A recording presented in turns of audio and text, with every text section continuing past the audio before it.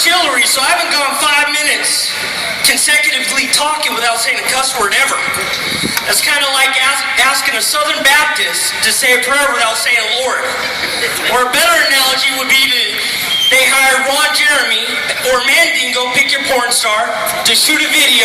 They show up and they're like, hey, we're here for the video. They start to take their pants off and they're like, no. There'll be no penises and vaginas in this movie.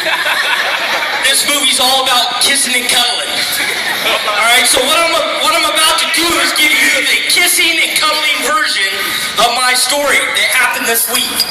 Alright, you're gonna find this hard to believe, but I have a maple bar problem. Alright, for those of you that don't know what a maple bar is, it's a donut about that big and it's got maple glaze on the top of it, and I love them. And the Holy Moly shop over here makes the best maple bars in the world. So I go over there and I have the first one and instantly I'm addicted. So I tell the lady, I was like, this is good, I'll be back tomorrow. I come back the next day, 5 to 6 days in a row, no more maple bars. So I try every day, I ask her, please have maple bars tomorrow. She doesn't get it. So I explained to this old Filipino lady that, hey, look, let me teach you about supply and demand. So the next day, I come in, and she's got 5 maple bars up there. And I was like, give me 2 of those maple bars. And she goes, no, you take all 5. So I did. I thought that I could spread these maple bars over the next, 4 or 5 days.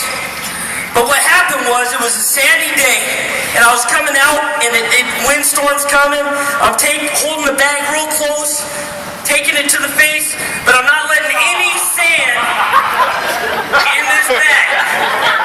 So I get to the truck, and I eat the first maple bar. And then I drive to work, and on the way to work, I eat the second one. Now I have 3 maple bars left. And I have 2 co-workers that I work with. But as I go in there, I look at these guys, and they're not going to appreciate the maple bar like me. So I go straight to my office and don't make eye contact, and I go in the back, and I kill the 3rd maple bar. So then I go out and I have my first cup of coffee for the day, and it left my breath kind of stank. So I killed the 4th maple bar. So then my buddies came, they're like, hey, we're going to go have breakfast. You want to come? I was like, yeah. I ran to breakfast with them. I came back, and this maple bar, the 5th one, is talking trash. It's like, you won't eat me, fat man. And I was like, oh, yes, I will.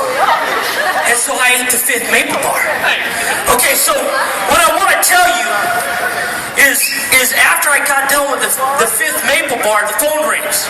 And it's my boss. And he's like, Dave, I need you to come over real quick.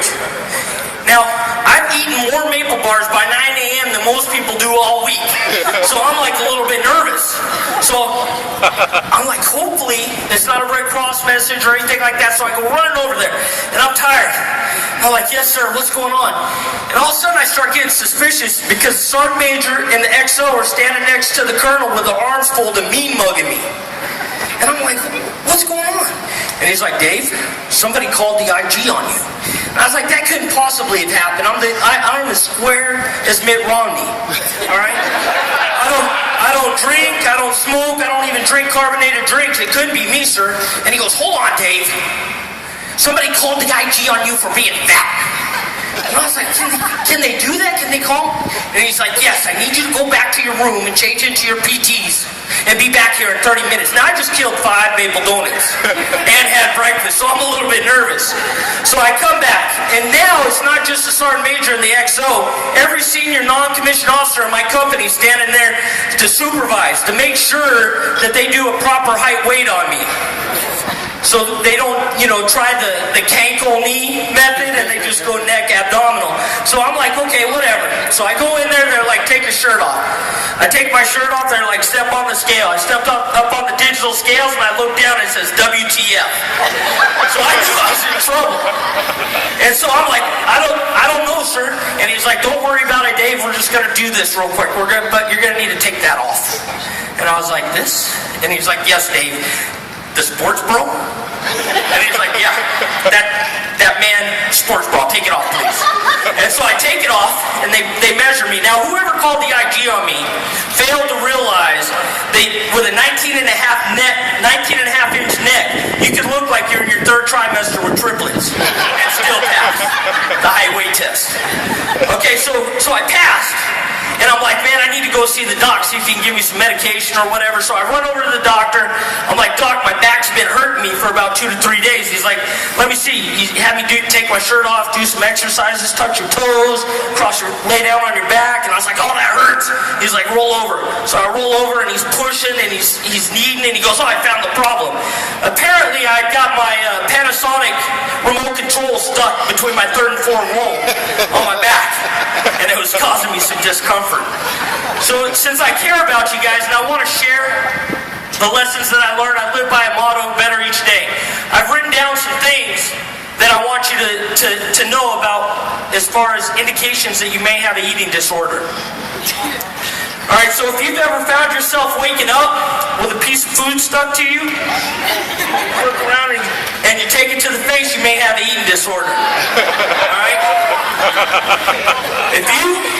If you have ever found yourself arguing over the last piece of deep pan meat lover's pizza with extra cheese, and consequently give your wife the silence treatment for 2 weeks, you might have an eating disorder.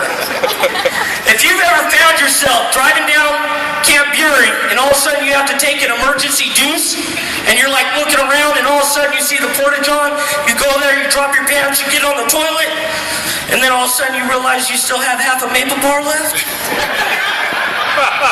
and you take it to the face, you may have an eating disorder.